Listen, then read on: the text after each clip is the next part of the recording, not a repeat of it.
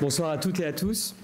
Depuis plusieurs années, Gaël et moi militons au sein de la France Insoumise pour défendre ce programme, l'avenir en commun. Du tractage au tractage, de porte à porte en porte à porte, notre objectif est de convaincre le plus grand nombre.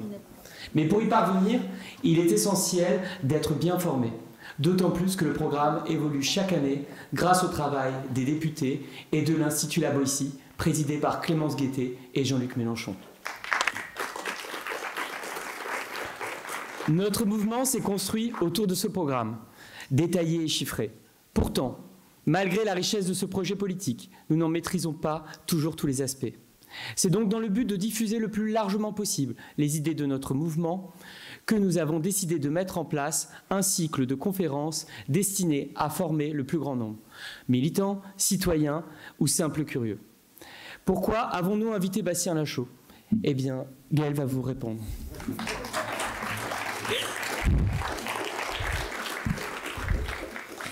Du coup, pourquoi nous avons décidé d'inviter Bastien Lachaud pour cette conférence? Lors de nos échanges en porte-à-porte sur les marchés, nous ressentons profondément l'inquiétude des habitants face à un monde de plus en plus instable. Le contexte international, marqué par de tensions croissantes et la montée de l'extrême droite, soulève de nombreuses interrogations et de préoccupations. L'invasion de l'Ukraine par Poutine, le génocide des Palestiniens par Netanyahou ou encore la réélection de Donald Trump et ses ambitions expansionnistes sont autant de signaux inquiétants. À cela s'ajoutent les discours néocolonialistes de figures comme Bruno Retailleau sur l'Algérie, témoignant un regard dépassé et dangereux sur l'histoire et les relations internationales. Dans ce contexte, la voix de la France sur la scène internationale apparaît affaibli par des contradictions d'Emmanuel Macron. Incapable de tenir un cap clair face à des enjeux mondiaux, les choix diplomatiques de notre pays manquent de cohérence, rendant notre position difficilement lisible pour nos partenaires ainsi que pour nos concitoyens. C'est précisément pour éclairer ces enjeux complexes que nous avons invité Bastien Lachaud. Son expertise, sa clarté d'analyse et son engagement permettent d'apporter un regard critique et structuré sur ces bouleversements. Face à un monde en recomposition, il est plus que jamais nécessaire d'avoir des repères et des voix fortes, capables de défendre une politique internationale juste, indépendante et humaniste.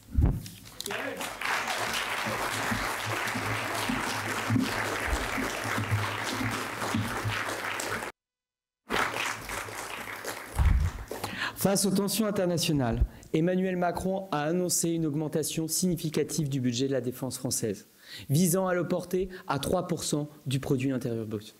Cette décision aura forcément un impact sur les investissements nécessaires pour répondre à l'urgence écologique et à l'urgence sociale. La bataille sera rude pour protéger nos services publics, déjà bien abîmés. Mais pour cela, nous pouvons compter sur nos députés de la France Insoumise, notamment Aurélien Lecoq, élu ici, à Lille, Los et Faches-Tuménil. En juin dernier, avec plus de 75% des suffrages face à l'extrême droite. Allez, on peut l'applaudir. Hein. Il a depuis rejoint les bancs de l'Assemblée nationale et a fait ses preuves au sein de la Commission des finances. En effet, il a été particulièrement actif en déposant 5026 amendements, contribuant à 115 propositions de loi, prenant la parole à 45 reprises et posant 11 questions au gouvernement. Je ne serais pas exhaustif si je ne parlais pas de son travail de terrain à travers les tractages, les porte-à-porte. Et pas un marché à Oisem sans tomber sur notre député. Alors, je pense qu'on peut tous l'applaudir pour ce beau travail. Et je te laisse la parole.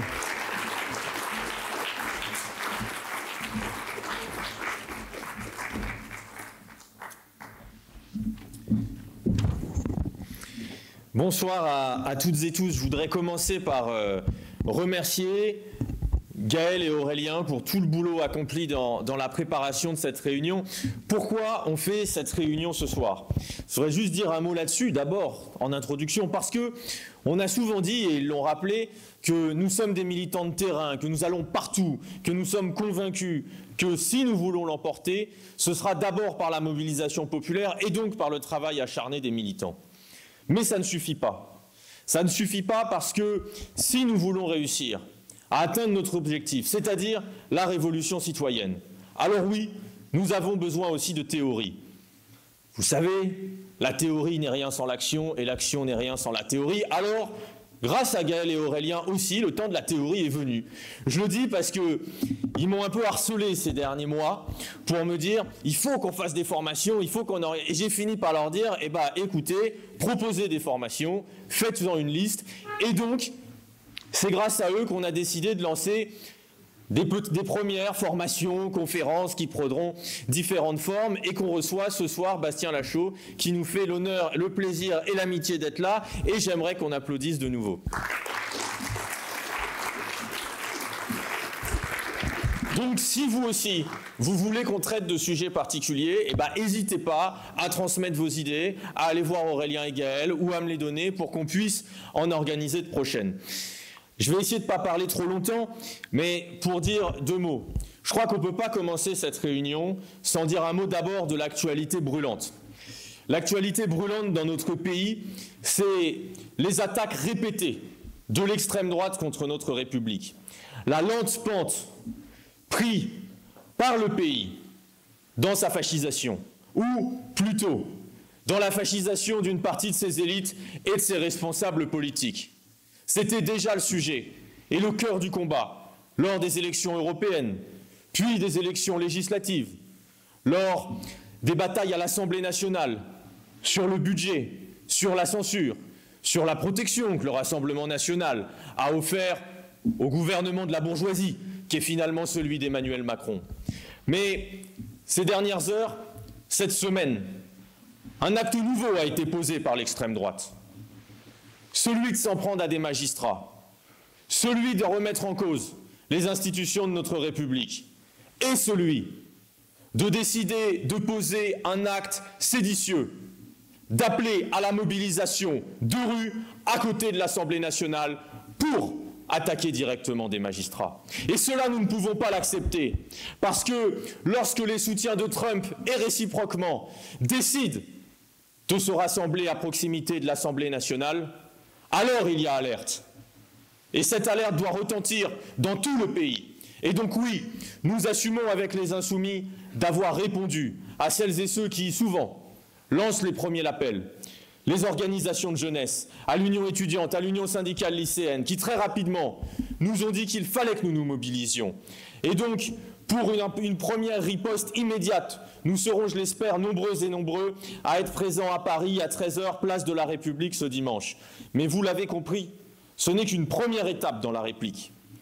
Et c'est là que ça nous concerne, nous aussi, à Lille.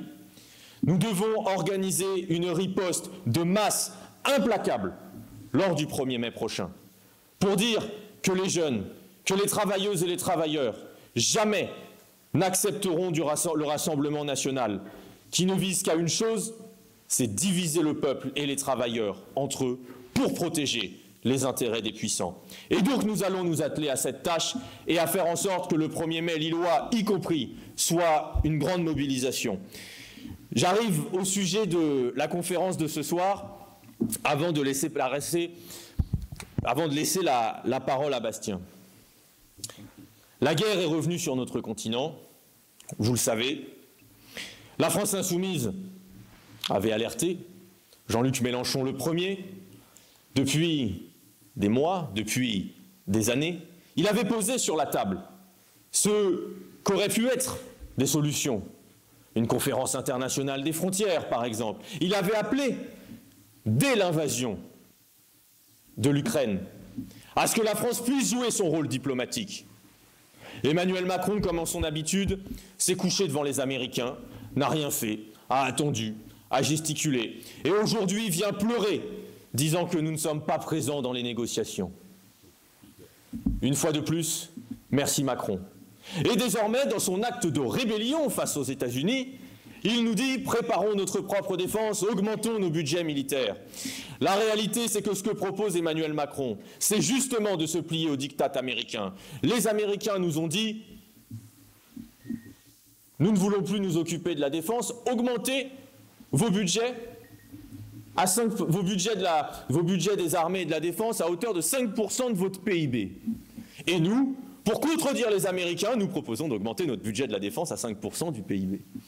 Cela va avoir des conséquences très claires et très précises. Il a commencé par dire la première étape pour nous, c'est de passer à 2% du PIB, ce qui est le cas actuellement, à 3,5%. C'est plus 1,5 point de PIB, ça représente 42 milliards à aller chercher. 42 milliards. Et nous a-t-il dit, sans impôts supplémentaires sur les plus riches. C'est vrai que Bolloré vient d'écoper d'une ristourne de 320 millions d'euros, et peut-être même jusqu'à 640 sur ses contrôles fiscaux. Ce serait trop bon de lui demander un peu plus. Puisqu'en plus, il n'a pas payé cette première pénalité grâce aux grâces des services budgétaires dirigés par Emmanuel Macron.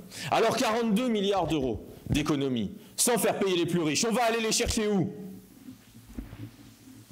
Dans les budgets dans lesquels ils ont l'habitude de taper, vous savez, ceux qui sont inutiles et inopérants. Par exemple, l'éducation nationale.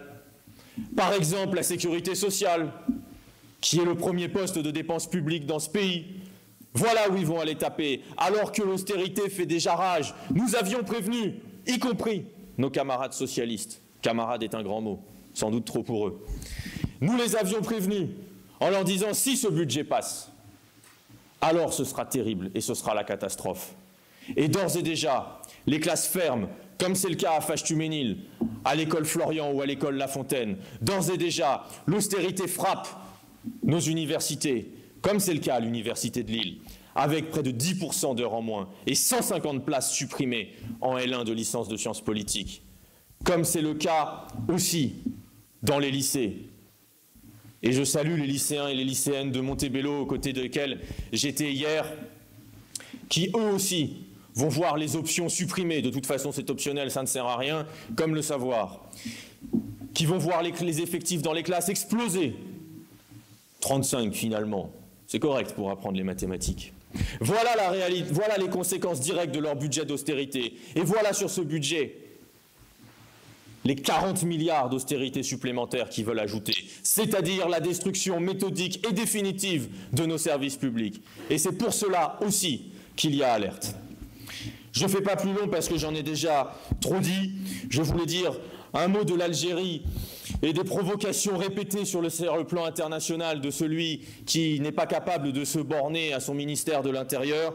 Je voulais dire aussi un mot de ce qu'il se passe à Gaza, parce que, oui, nous défenseurs de la paix, jamais nous n'oublions de citer celles et ceux qui aujourd'hui courent le risque d'un nettoyage ethnique et subissent les intentions génocidaires de Benyamin Netanyahou. Mais je sais que pour tout cela, Bastien sera bien plus précis et bien plus long que moi. Alors je lui cède la parole et je vous lui demande de nouveau de l'applaudir. Mais je crois que Gaël va faire une intervention et une présentation un peu plus précise de Bastien. Merci à toutes et tous. Merci Aurélien, Gaël. Merci aux militants qui ont préparé. Et merci encore Bastien d'être venu ce soir.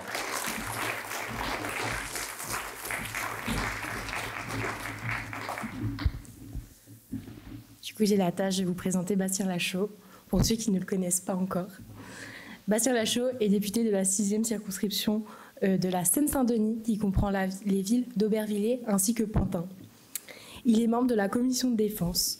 Il fait partie de nos premiers députés, élus en 2017, les 17 députés de la France Insoumise en 2017. En plus de son rôle de député, il a été responsable des événements lors des 2 campagnes présidentielles de Jean-Luc Mélenchon en 2017 et 2022. Et encore maintenant, il est responsable des universités d'été de la France Insoumise. Député de combat et de terrain, Bastien est notre porte-parole sur les questions de défense, de l'aspect militaire, de l'industrie stratégique, ainsi de la souveraineté et de la laïcité. Grâce à son engagement sans faille, il nous représente avec brio à l'Assemblée nationale, notamment en commission de défense, où il défend avec conviction notre programme. C'est avec beaucoup de fierté que je lui cède la parole pour cette conférence afin qu'il nous expose sa vision et ses propositions sur les enjeux cruciaux.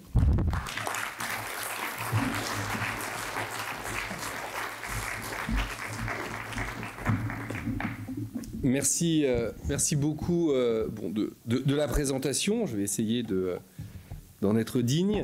Merci beaucoup aux organisateurs et aux organisatrices qui ont permis cette formation. Parce que, en effet, les sujets de défense, d'armement semble très éloigné des citoyens, très complexe, alors qu'au contraire, nous sommes au cœur de ce qui fait la souveraineté. C'était De Gaulle qui disait les missions d'un État, la défense, c'est la pierre cardinale, car c'est ce qui permet la survie de la nation. Et le paradoxe, c'est que la Ve République a plus que jamais éloigné des citoyens les sujets de défense.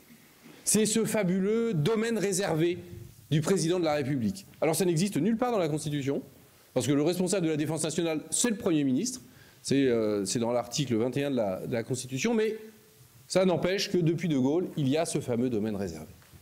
Domaine réservé qui fait du président le chef des armées et celui qui décide de tout. Et il décide tellement de tout que le Parlement ne décide plus de rien.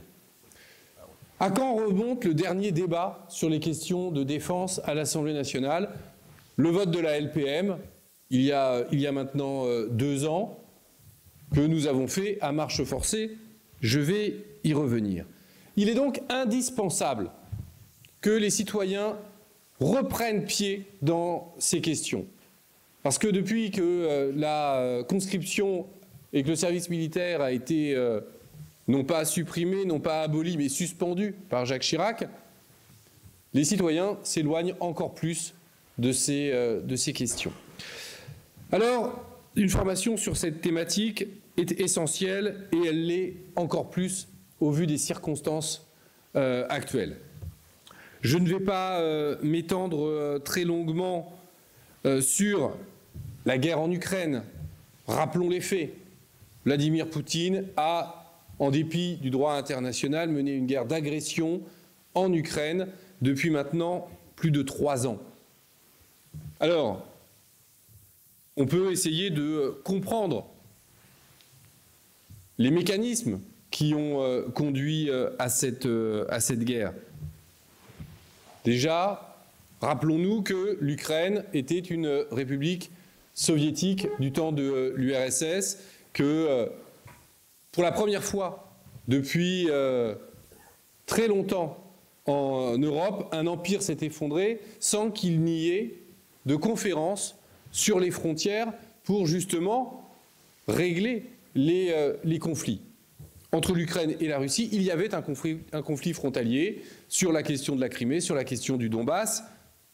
Nous n'avons à aucun moment été en capacité de résoudre pacifiquement ce litige.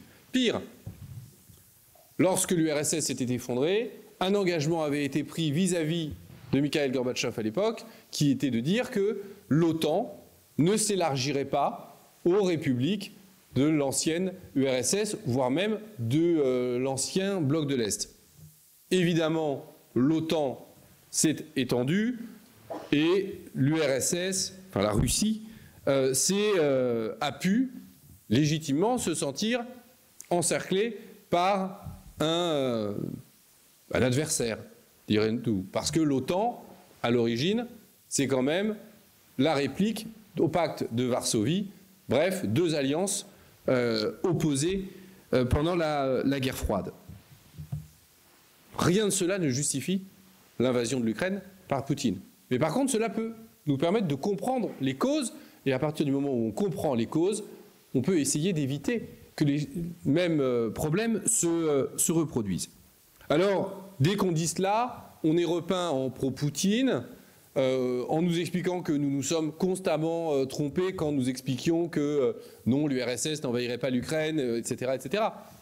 La réalité, c'est les services de renseignement français ne pensaient pas que la Russie envahirait l'Ukraine. Ils nous l'ont dit par la voix de Florence Parly. J'étais dans la salle de la commission de la Défense quand elle l'a dit aux députés.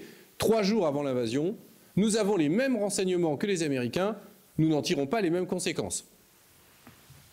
Force est de constater que nous ne sommes pas les seuls à nous être trompés, vu que nous n'avons fait que reprendre ce que nous disaient à l'époque les services de renseignement. Alors, la situation a évolué, la France, l'Union européenne ont, Aurélien l'a très bien dit, soutenu l'Ukraine, ont poussé l'Ukraine à penser qu'une solution militaire était la solution à ce conflit, mais jamais aucun conflit ne s'est résolu par une victoire militaire, à part 1945, quand les chars soviétiques et alliés occidentaux ont marché sur Berlin. Face à une puissance dotée de l'arme nucléaire comme la Russie, à aucun moment, personne n'a pu penser que les chars allaient marcher sur Moscou. Donc il n'était pas envisageable une solution militaire. La seule chose que l'aide militaire pouvait permettre aux Ukrainiens, c'était d'avoir suffisamment de moyens de résistance face à la Russie pour négocier avec la Russie dans de bonnes conditions. Mais ce n'est pas ce qui a été fait. Ce qui a été fait, c'est de pousser à la guerre en permanence. Et l'arrivée de Donald Trump au pouvoir a bouleversé cette vision des choses, parce que l'Ukraine se retrouve aujourd'hui contrainte de négocier dans la pire des situations, avec des États-Unis qui lui retirent leur soutien tant qu'ils n'auront pas signé leur pacte sur le minerai. Donc, on le voit, la situation aujourd'hui est ainsi faite que la guerre est aux portes de l'Europe, que l'on nous dit que la Russie veut envahir le reste des pays européens, notamment les pays baltes. C'était ce que nous a dit le président Macron, et que la Russie attaquait par le biais d'attaques cyber nos hôpitaux. Il ne faut en effet pas sous-estimer la menace russe. Mais si l'on regarde l'ensemble du globe, si l'on regarde les militaires et les diplomates aiment bien dire à 360 degrés, ça fait partie du jargon, du nouveau jargon. Ben, si on regarde à 360 degrés, qui aujourd'hui nous a déclaré une guerre? Certes, une guerre commerciale, mais une guerre tout de même. Ce sont les États-Unis de Donald Trump. Et à tel point, la confrontation est montée à tel point que le secrétaire général de l'OTAN a quand même trouvé utile de dire aujourd'hui qu'il ne fallait pas confondre une guerre commerciale avec une guerre militaire. Si on a besoin de le dire, c'est que la différence n'est pas forcément si claire que ça. Oui, les États-Unis nous mènent une guerre commerciale. Les États-Unis mènent une guerre commerciale au monde entier. Parce que la puissance américaine ne repose que sur une seule chose: leur armée et le dollar. Et le dollar est soutenu par l'armée. Le dollar, aujourd'hui, c'est le point de bascule de l'hégémonie américaine.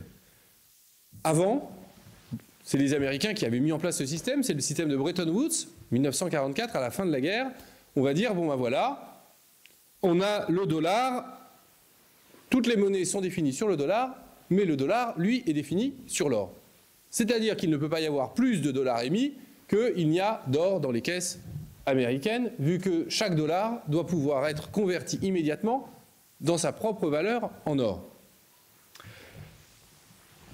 Mais les Américains émettent des dollars. C'est le général de Gaulle qui leur dit « Non, non, attendez là, vous émettez trop de dollars par rapport à l'or que vous avez, arrêtez d'émettre des dollars. » Les Américains refusent. De Gaulle demande de convertir ces dollars en or. Et au final, les États-Unis sont sortis de l'accord et ont voyé valdinguer les accords de Bretton Woods. Ce qui revient à dire qu'aujourd'hui, parce que 88% des transactions mondiales se font en dollars, et que le dollar ne vaut que parce que l'on est prêt à faire confiance aux États-Unis sur la valeur du dollar, qui n'a plus donc aucune contrepartie réelle, eh bien, aujourd'hui, les États-Unis peuvent faire fonctionner la planche à billets, importer autant qu'ils veulent et consommer autant qu'ils veulent, parce que aujourd'hui, c'est eux qui décident quelle est la valeur du dollar. Et donc, cette multiplication des dollars leur permet en effet d'avoir un déficit de 3 300 milliards de dollars tous les ans. Donc de toute manière, quand il y a trop de problèmes, on émet des dollars. Et donc il y a une décorrélation totale entre la valeur du dollar et les biens matériels qu'on pourrait acheter avec tous ces dollars qui sont en circulation. Donc vous vous rendez bien compte que le jour où l'économie mondiale ne fait plus confiance au dollar et décide d'échanger dans une autre monnaie, par exemple, les États-Unis ne deviennent pas la deuxième puissance mondiale. Les États-Unis s'effondrent complètement. Parce que tout leur modèle ne repose que sur la valeur du dollar. Et donc, le problème qui se pose pour les États-Unis aujourd'hui, c'est que la montée en puissance de la Chine, l'alliance de la Chine au sein des BRICS+, comme on dit aujourd'hui, remet en question cette hégémonie. Les BRICS représentent 51% de la population mondiale, 40% du PIB, là où le G7 représente 9% de la population et 44% du PIB. Donc les BRICS ont une puissance majeure dans ce jeu. Aujourd'hui, les BRICS essayent, sans succès pour l'instant, de mettre en place une monnaie alternative au dollar pour les échanges mondiaux, essayent de mettre en place un système de transfert d'argent alternatif au modèle SWIFT que vous utilisez tous les jours lorsque vous voulez faire des virements entre vos comptes. Donc, il y a une volonté des BRICS de remettre en question cette domination du dollar. Aujourd'hui, les Américains arrivent à s'y opposer, mais ils voient bien où est la menace. La menace est en Chine, pour eux. Et nous sommes typiquement dans ce que l'on peut appeler dans les relations internationales le piège de Thucydide. C'est-à-dire qu'une nation dominante voit une autre nation acquérir les compétences et donc menacer sa domination, et donc décide de lui faire la guerre. C'est le principe, c'est ce qui s'est passé lors de la guerre du Péloponnèse entre Sparte et Athènes. C'est pour ça qu'on parle de piège de Thucydide, et c'est ce que les Américains voient avec la Chine.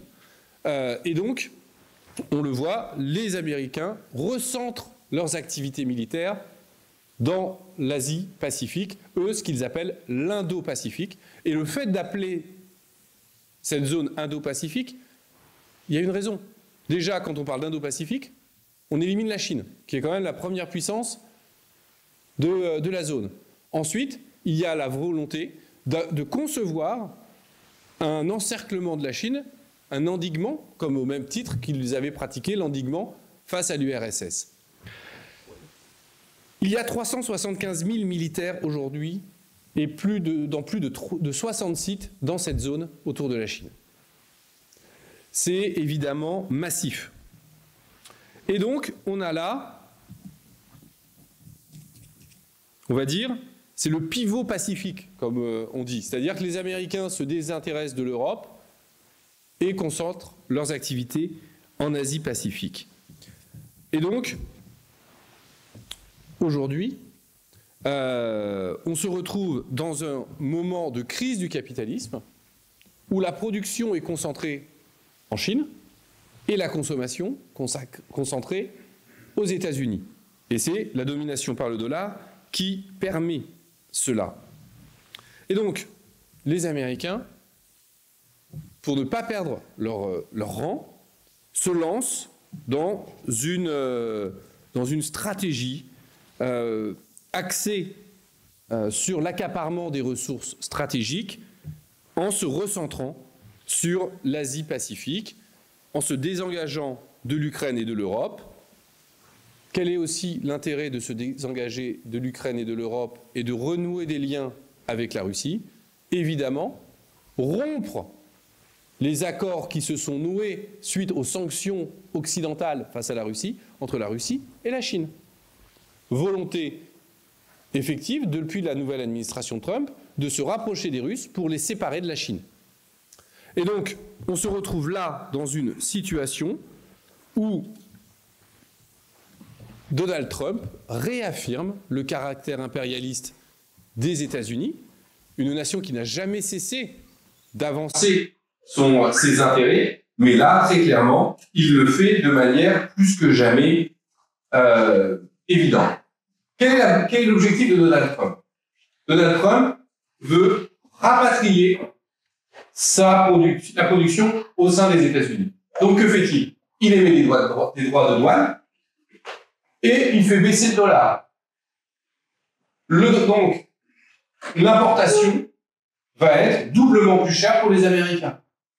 Un dollar faible permet d'acheter moins de choses au niveau international, comparé aux autres monnaies, et les frais de douane renchérissent les biens que l'on importe. Donc, l'objectif est pour lui de faire produire plus de choses aux États-Unis. Alors, je pense que vous demandez à 10 économistes, vous aurez 10 avis différents sur les conséquences de sa politique. Il y a ceux qui vont expliquer que ça va être un drame pour l'économie américaine, il y en a qui vont expliquer que ça va être un drame pour l'économie mondiale. Aujourd'hui, on rentre on rentre complètement dans un flou artistique parce que, comment dire, ça fait plus d'un siècle que nous n'avons pas mis en place des droits de douane. Donc, vous savez qu'à la France Insoumise, on promeut comment on appelle ça, un protectionnisme solidaire qui n'a rien à voir avec ce que fait Donald Trump aujourd'hui. Donald Trump fait des droits de douane totalement, on va dire, au doigt mouillé. Vous vous rendez compte que la France subit 3 types de droits de douane, hein. Un au nom de l'UE, la Réunion, elle, est taxée à 34%, et la Martinique et la Guadeloupe à 10%. Allez comprendre. Mais en tout cas, ce qui est certain, c'est que notre protectionnisme est un protectionnisme qui est négocié, qui permet justement d'éviter les à-coups tout en permettant à la fois de résoudre les problèmes, des problèmes climatiques en relocalisant la production sans créer de tels à-coups. Alors, cette solution impérialiste, elle passe par les droits de douane, mais elle parle aussi par une guerre des ressources beaucoup plus brutale. C'est la manière dont aujourd'hui Donald Trump veut faire payer l'Ukraine pour l'aide américaine qu'elle a reçue. À l'origine, l'aide américaine sous Joe Biden, c'était un don que les Américains faisaient à l'Ukraine. Il n'était pas question que l'Ukraine rembourse, ou en tout cas, il n'était pas question qu'elle en rembourse la totalité. Aujourd'hui, très clairement, l'accord sur les minerais dont on entend beaucoup parler, c'est simplement l'accaparement par les États-Unis des ressources propres de l'Ukraine. On évoque un montant de 500 milliards d'euros, enfin de dollars de valeur pour ces minerais, là où l'aide américaine était de 130 milliards. On voit donc bien là qu'il y a la volonté de complètement écraser l'Ukraine et c'est un chantage. On a bien vu comment les États-Unis ont coupé l'aide militaire aux Ukrainiens et comment en une semaine, les Russes ont pu reprendre tout le territoire que les Ukrainiens contrôlaient sur la zone de Koursk. Parce qu'aujourd'hui, il n'y a pas d'alternative à l'aide militaire américaine, que ce soit en termes matériels ou que ce soit en termes de renseignement. Les ambitions de Trump sur le canal de Panama, les ambitions de Trump sur le Groenland sont de même ordre. Aujourd'hui, on est très clairement dans une réaffirmation de l'impérialisme américain et ce que l'ensemble des nations du monde vivent, c'est ce que vivaient jusqu'alors les nations d'Amérique latine où les Américains faisaient la loi. Donc, nous nous retrouvons face à des États-Unis d'Amérique agressifs, face à des États-Unis d'Amérique qui défendent leur survie face à l'émergence de la Chine, à des États-Unis d'Amérique qui ont démontré que les valeurs qui unissaient l'Occident, comprenez l'Europe occidentale et les États-Unis, eh bien que tout cela n'avait pas de raison d'être au-delà de la défense de leurs propres intérêts. Et donc, face à ces États-Unis, face à cette politique de Donald Trump, les Européens, depuis maintenant 2 mois, ne cessent de nous expliquer qu'ils vont réagir, que l'Union européenne va récupérer une autonomie stratégique, que l'Union européenne va réagir face à cela. Mais tout cela est un mensonge. Tout cela est un mensonge parce qu'aujourd'hui, l'Europe est totalement incapable et surtout n'a pas la volonté de réagir face aux politiques de Donald Trump. Quelle a été la réaction de l'Union européenne face à ces menaces? Ça a été de dire il faut réarmer l'Europe. Donc c'est le grand plan de réarme Europe à 800 milliards d'euros. 800 milliards d'euros, c'est beaucoup. Alors il faut regarder en détail sur ces 800 milliards d'euros.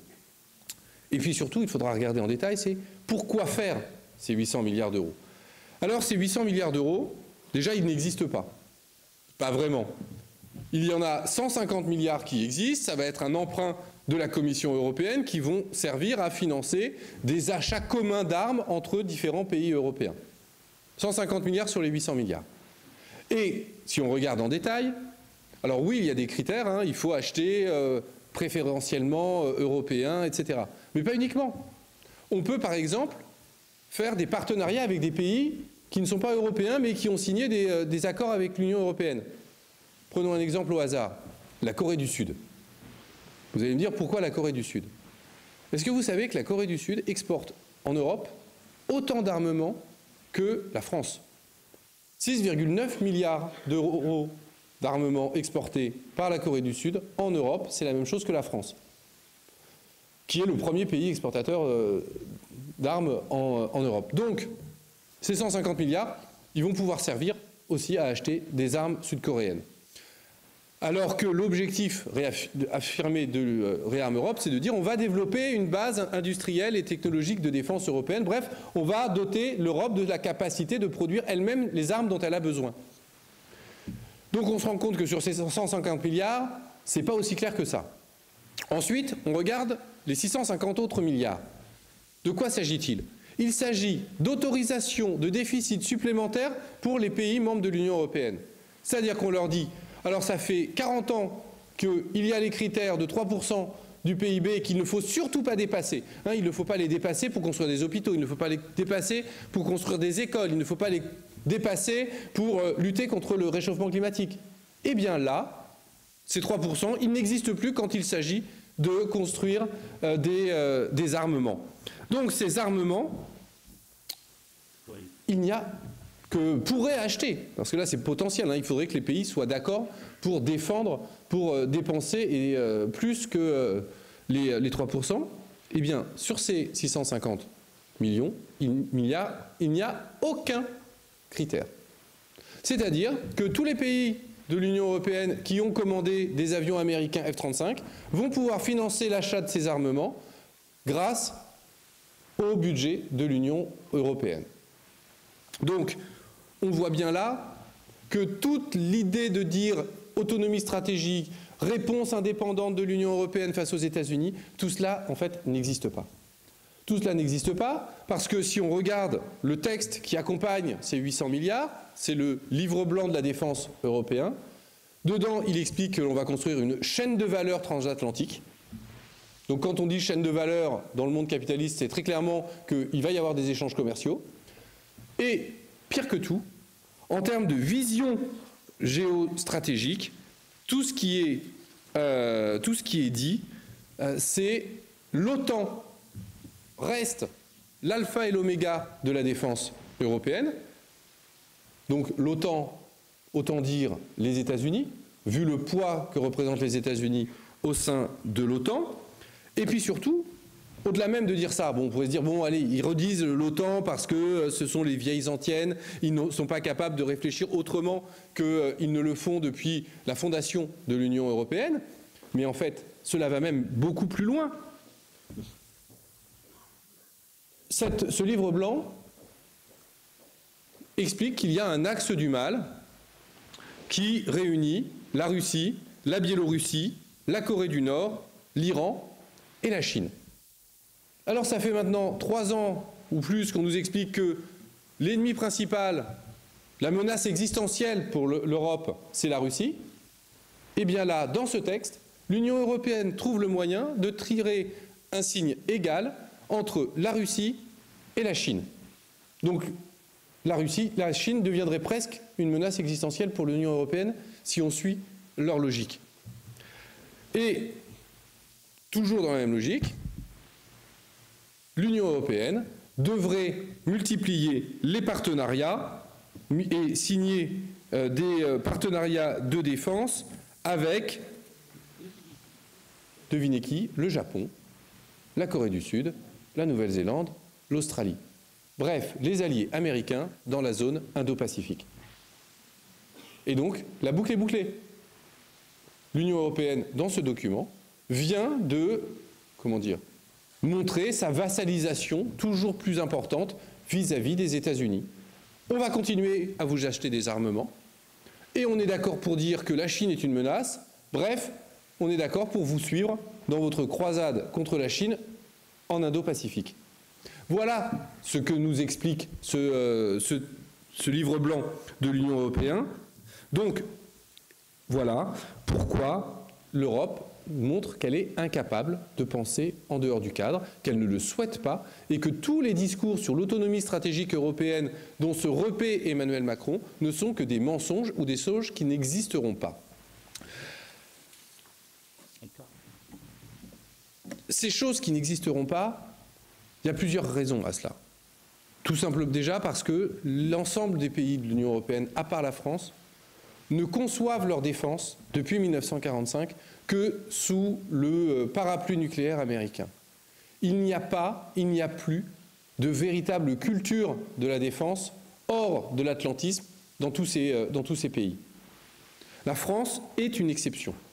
La France est une exception parce que on peut remonter un peu d'où cela vient. Alors beaucoup vont nous dire c'est l'exception gaullienne, etc. Pas vraiment. Avant même de Gaulle, en 1956, la France, avec le Royaume-Uni et Israël, ont mené une opération pour empêcher la nationalisation du canal de Suez. Pof, on envoie des parachutistes, on réussit, on prend le contrôle du canal. Et là, patatras, le monde s'effondre. Les États-Unis, loin de soutenir leurs alliés européens et israéliens dans cette opération, se mettent d'accord avec l'URSS pour sonner la fin de la récréation et dire « hop, c'est fini, vous rentrez chez vous, on laisse les Égyptiens tranquilles ». Ce fut une révélation pour les dirigeants français qui ont bien compris que si nous n'étions pas autonomes sur les questions de défense et militairement, nous serions dans l'incapacité de mener et de défendre nos intérêts sans l'aval des Américains. Et l'aval des Américains, c'est leurs intérêts avant tout.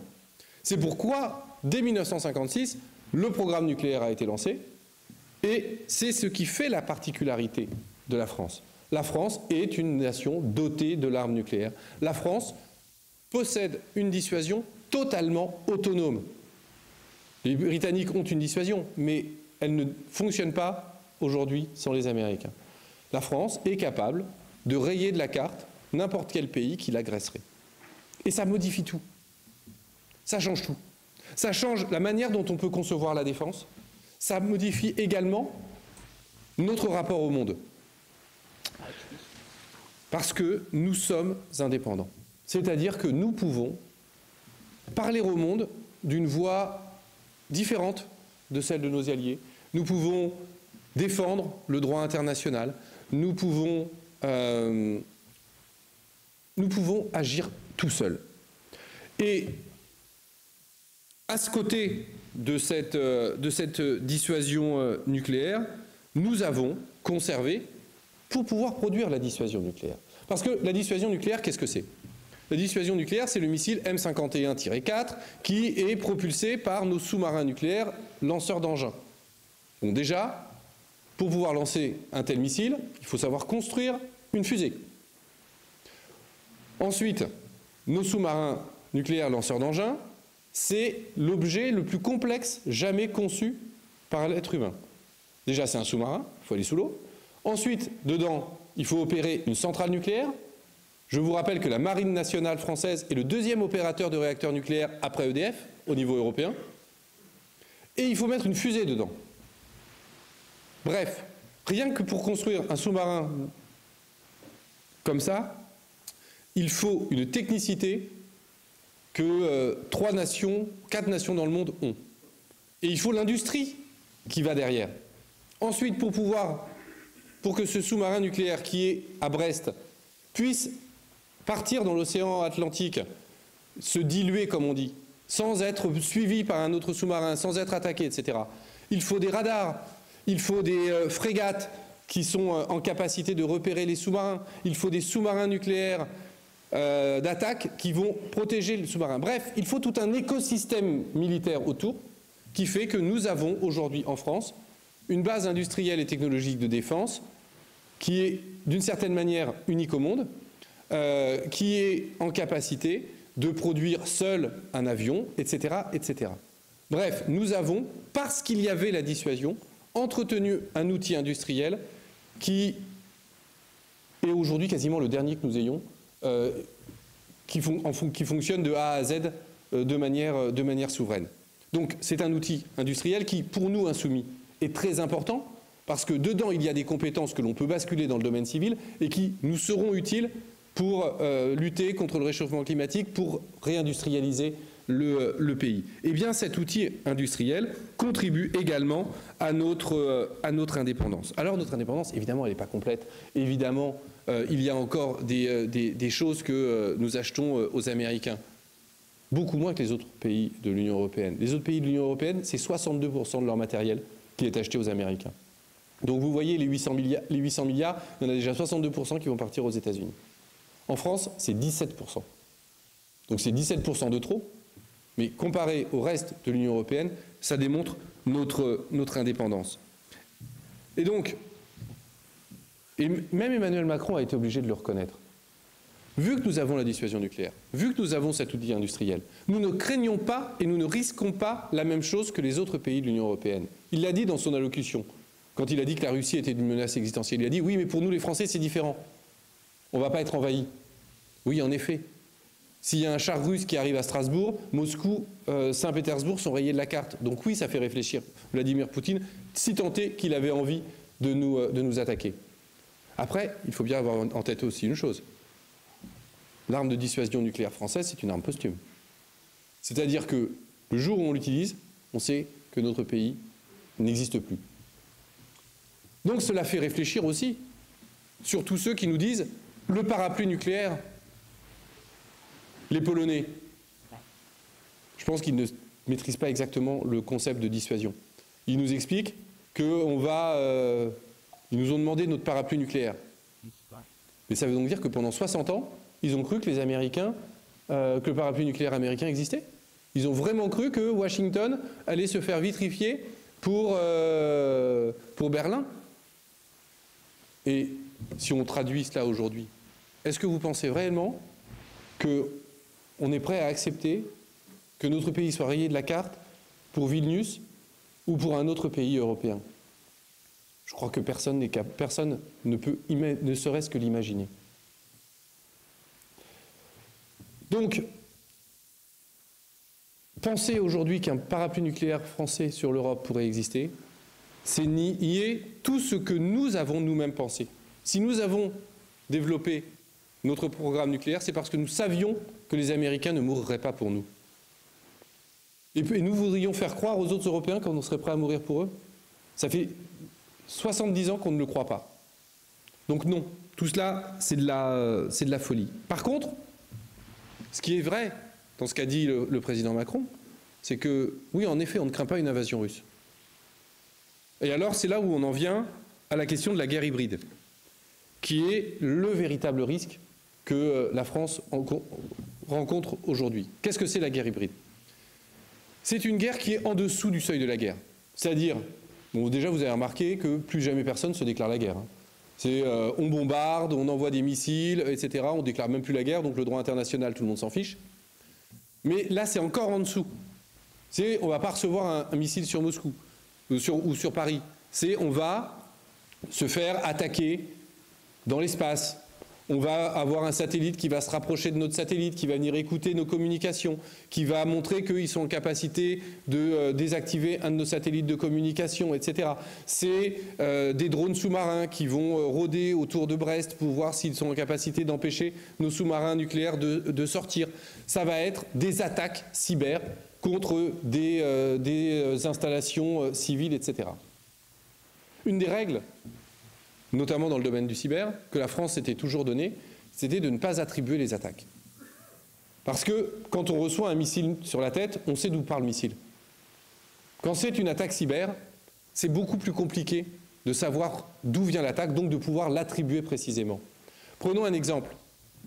Quelqu'un veut nous faire croire que les Russes vont nous attaquer. Ils vont déployer le code lorsqu'il fait jour à Moscou. Ils vont écrire leur code en russe. Bref, il y a des manières de faire attribuer les choses à quelqu'un d'autre. Donc c'est pour ça que l'attribution ou la certitude qu'une personne nous attaque, elle ne peut jamais être réellement de 100%. Et le président Macron a rompu cette doctrine française qui était de ne jamais attribuer.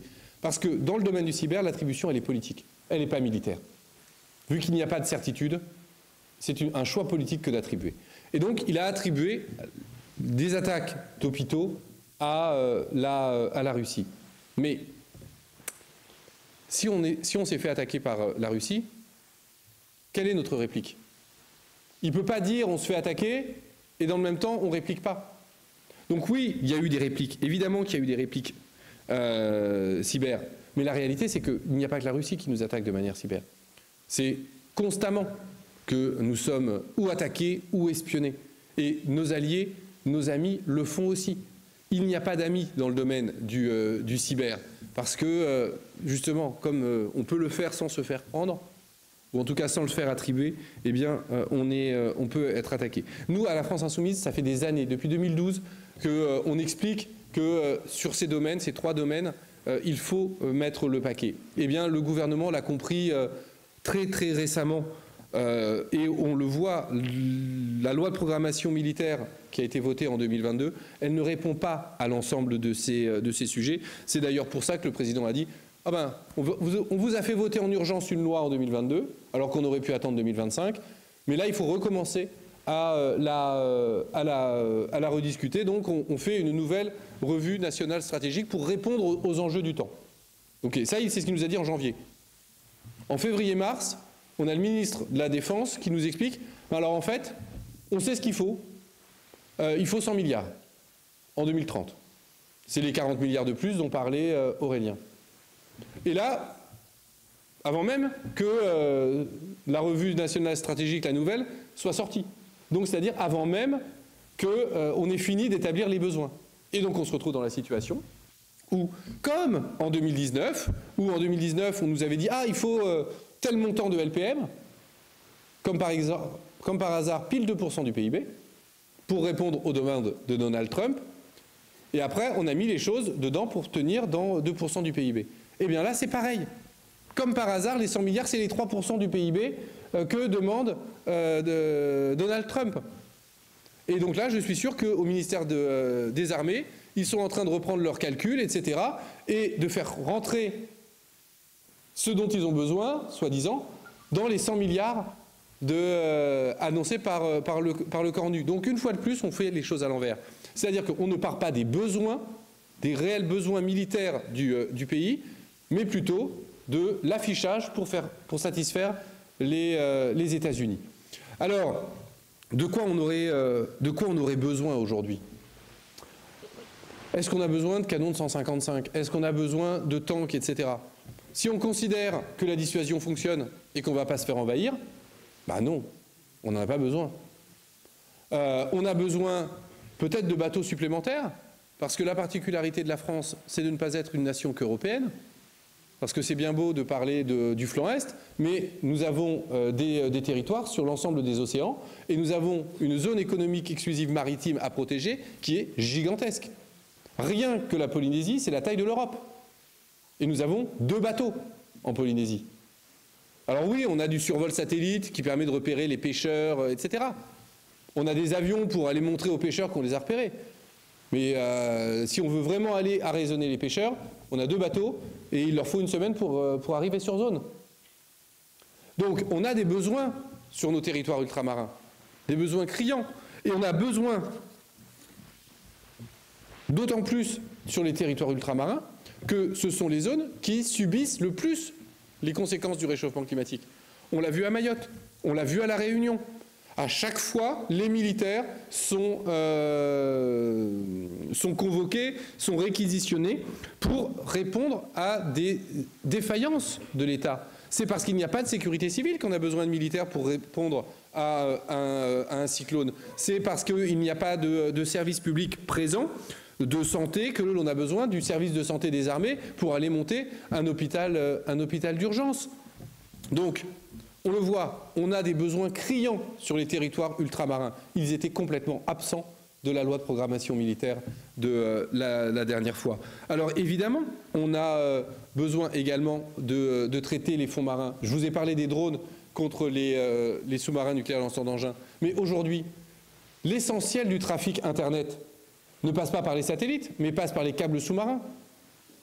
Il n'y a rien de plus facile aujourd'hui que d'aller se brancher sur un câble Internet pour espionner ou pour le sectionner et couper, d'une certaine manière, toutes les communications.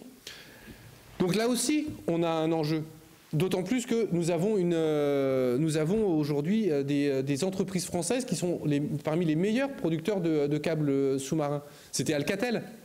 Heureusement, nous avons réussi à obtenir qu'il soit nationalisé pour l'empêcher d'être vendu au plus offrant, voire même d'être détruite. Mais là-dessus, les besoins ne sont pas couverts. Et évidemment, je pourrais parler de l'espace, mais là aussi, dans l'espace, on a un enjeu. Le succès d'Ariane 6 ne fait que cacher les manques d'investissement indispensables dans ce domaine. Alors, dans tous ces domaines, et notamment face au réchauffement climatique et aux crises de ces réchauffements climatiques, on a besoin de mobiliser l'ensemble de la société. Donc, cela va largement au-delà de la construction de tanks ou de canons. C'est l'idée d'une conscription, c'est l'idée que chacun puisse contribuer. Alors la conscription, ce n'est pas le retour au service national qui ne servait à rien, mais c'est de pouvoir justement permettre à tous les jeunes, contre rémunération, de choisir ou de s'engager et de contribuer par un service militaire, mais aussi et surtout d'agir dans le domaine climatique au travers d'associations, d'agir dans la sécurité civile, parce qu'aujourd'hui, nous avons un déficit de sécurité civile dramatique. Et lorsque l'on voit la multiplication des événements climatiques extrêmes qui se chevauchent et que nous n'aurons pas les capacités aujourd'hui par nos services publics de répondre aux crises qu'ils engendrent, eh bien, nous avons besoin d'une société totalement mobilisée et totalement mobilisable pour pouvoir y répondre. Nous allons avoir besoin d'une jeunesse formée au domaine du cyber, du spatial, etc., c'est-à-dire un haut niveau de qualification. Et aujourd'hui, quand on voit la réforme Blanquer du bac qui a contribué à éliminer quasiment toutes les filles du secteur scientifique et des études scientifiques, ça veut dire qu'on se prive de 50% de la population qui pourrait devenir ingénieure, technicienne et qui pourrait contribuer à élever le niveau intellectuel de la société. C'est donc bien dans l'ensemble des domaines de la société qu'il faut mobiliser pour pouvoir permettre de répondre aux crises qui sont devant nous, et ce n'est pas uniquement par de la production d'armement. Alors, évidemment, pour que le tableau soit comblé, en plus de cette mobilisation de la société, il faudrait que la France récupère pleinement sa souveraineté, récupère pleinement son indépendance pour jouer un véritable rôle démocratique et diplomatique au niveau mondial. Alors, il faut en finir avec cette rhétorique de l'économie de guerre. Non, nous ne sommes pas en guerre. Non, le projet d'Emmanuel Macron n'est pas de mettre en place une économie de guerre. Parce que qu'est-ce que c'est qu'une économie de guerre? C'est tout le contraire de ce qu'il fait.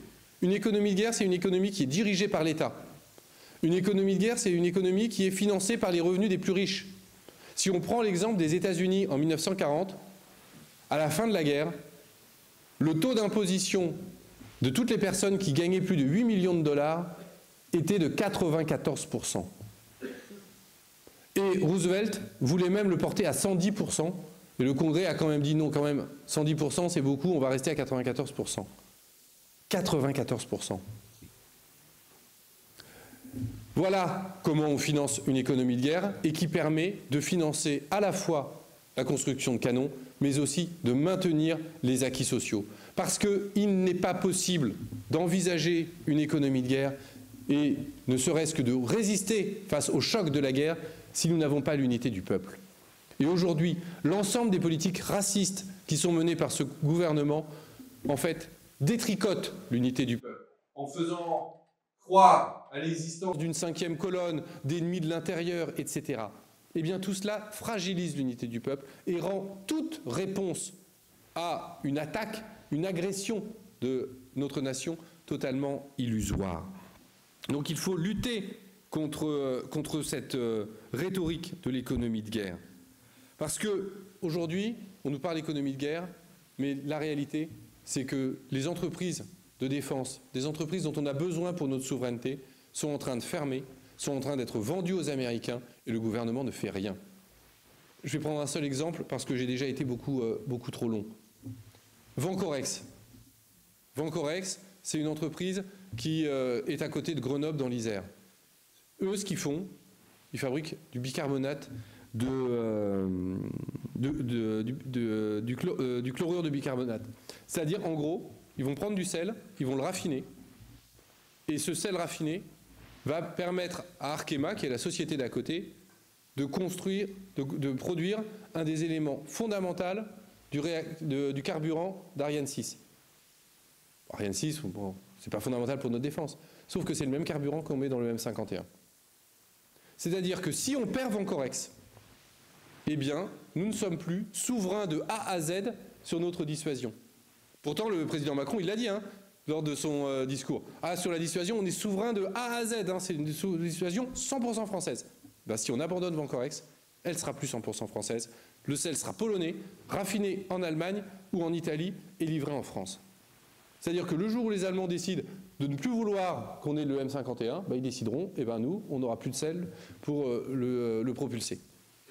Et vous imaginez bien que dans ces domaines, chaque pièce, chaque élément, il est habilité, comme on dit. Et combien de temps il va falloir pour réhabiliter un nouveau sel? Pour le certifier comme quoi, oui, c'est bon, il ne fera pas sauter le missile au décollage du sous-marin.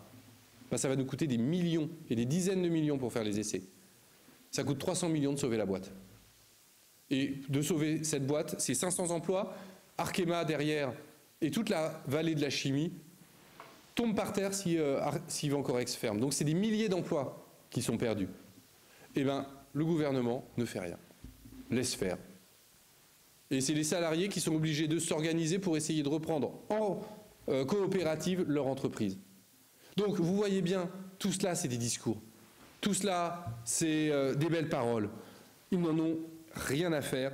La seule chose qu'ils veulent faire, c'est en effet ne pas augmenter l'impôt des riches et justifier la diminution et la casse sociale. C'est leur objectif. Et alors ils nous le vendent au nom de la guerre. Ils nous le vendent au nom de la guerre alors que c'est tout le contraire qu'il faudrait faire. Une économie de la paix. Il faudrait assurer à notre BITD une commande publique.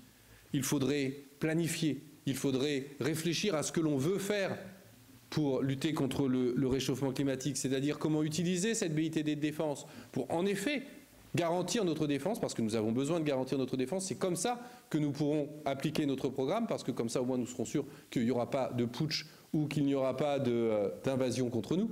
Mais tout simplement, c'est parce que c'est avec ces moyens techniques que l'on peut renationaliser, que l'on peut relocaliser, qu'on peut mettre en place un véritable plan de souveraineté et que l'on peut redévelopper toutes les filières qui ont disparu de notre pays parce que les compétences, d'une certaine manière, on les a dans cette BITD.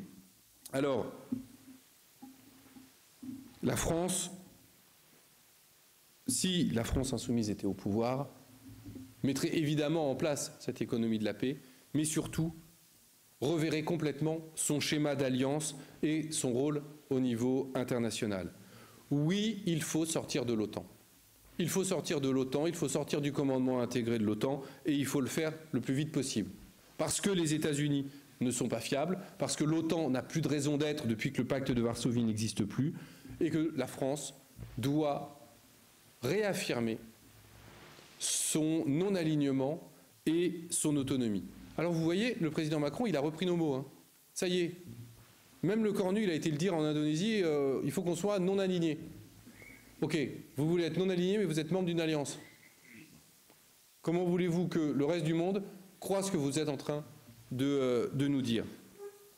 L'alliance, c'est une mécanique guerrière. L'alliance, c'est ce qui, en 1914, a entraîné le monde dans la guerre. Si aujourd'hui, la Chine envahissait Taïwan, si les États-Unis réagissaient, que ferions-nous si nous sommes membres de l'OTAN? Apporterions-nous notre aide aux États-Unis? Vous voyez, les alliances, c'est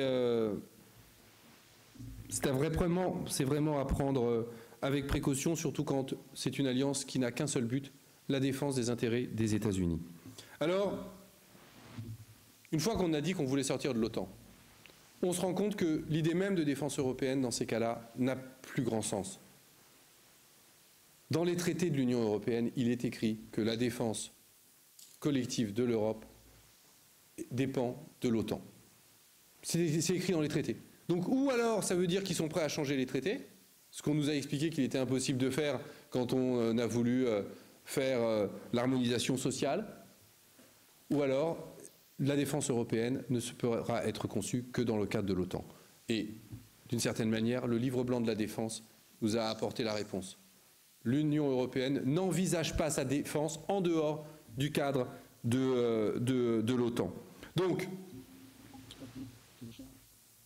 si nous ne réagissons pas, ce que va réussir à faire le livre blanc de la défense et Réarme Europe, c'est la destruction de notre base industrielle et technologique de défense au sein d'un magma européen sous domination américaine.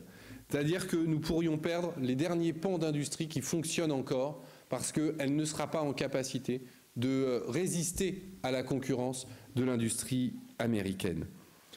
Donc voilà pourquoi nous avons besoin de retrouver notre autonomie, notre indépendance. Nous avons aussi besoin d'une France qui soutient le droit international. Parce que le droit international, aujourd'hui, il est mis à mal de toutes parts. Il est mis à mal par Benyamin Netanyahou qui procède à un génocide organisé à Gaza, en dépit de toutes les résolutions de l'ONU, en dépit des condamnations, ou en tout cas des mises en examen par la CPI, la Cour pénale internationale. Cette Cour pénale internationale, vous avez vu comment elle est attaquée? Alors les États-Unis n'ont jamais signé le protocole de Rome. Mais là, Trump menace de sanctions les magistrats de la Cour. La Hongrie de M. Orban vient de décider, pays européen, donc normalement on partage les mêmes valeurs, vient de décider de quitter la Cour pénale internationale le jour de l'arrivée sur son territoire de Benyamin Netanyahou. Comme ça, au moins, il n'a pas la question de savoir s'il devra l'arrêter ou pas. Donc, la Cour pénale internationale est en train de voir son champ d'action diminuer. La France, y compris, y participe en ayant une vision très restrictive, voire même contraire au traité, en expliquant que si Benyamin Netanyahou venait en France, il ne pourrait pas être arrêté parce qu'il bénéficierait d'une immunité. Que nenni. La Cour pénale internationale est mise à mal. L'ONU est là aussi complètement dévalorisée. La parole de l'ONU est dévaluée. Et la France, là aussi, a joué un rôle là-dedans. La dernière fois que l'ONU s'est mis d'accord sur une résolution réellement importante d'action militaire, c'était en Libye. Eh bien, en Libye, le mandat a été donné aux États-Unis, au Royaume-Uni, à la France, d'organiser une zone d'interdiction de survol aérien au-dessus de la Libye. Les 3 pays ont décidé d'aller au-delà du mandat qui leur était donné. C'est fini.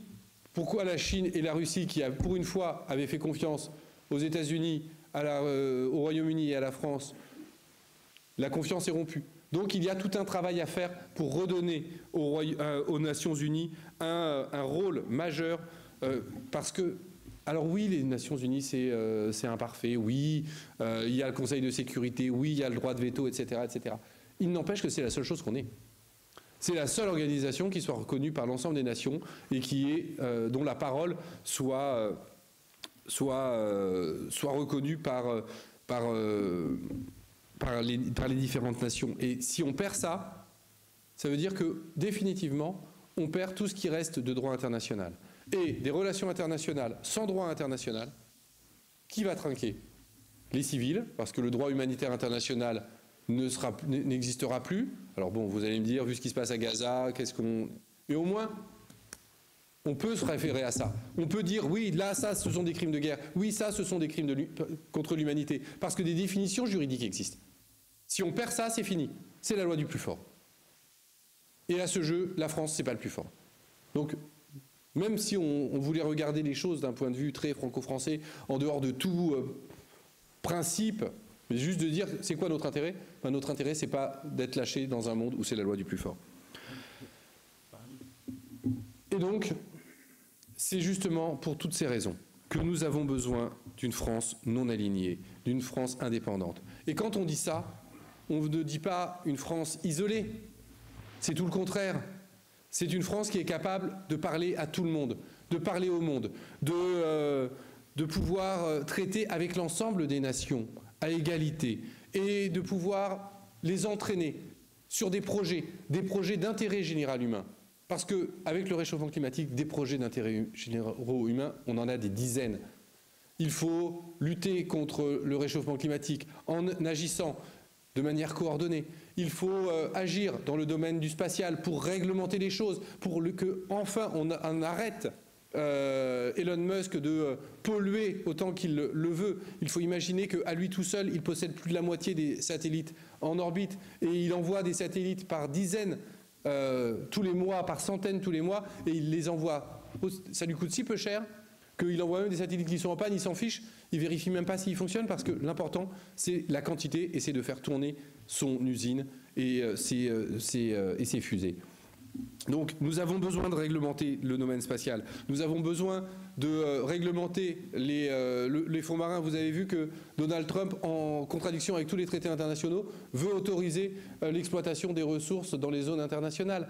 Bref, on le voit, face à toutes ces menaces, il y a besoin de coopérer, il y a besoin d'agir, il y a besoin de mettre en place des alliances, peut-être de circonstances, mais en tout cas des alliances pour agir dans l'ensemble de ces domaines et évidemment besoin d'agir pour la paix. Et c'est parce que nous serons en capacité d'avoir une voix autonome, non alignée, indépendante, que la France pourra se faire entendre. Voilà ce que nous ferions, voilà ce que nous ferons sûrement lorsque nous serons au pouvoir à la prochaine élection présidentielle.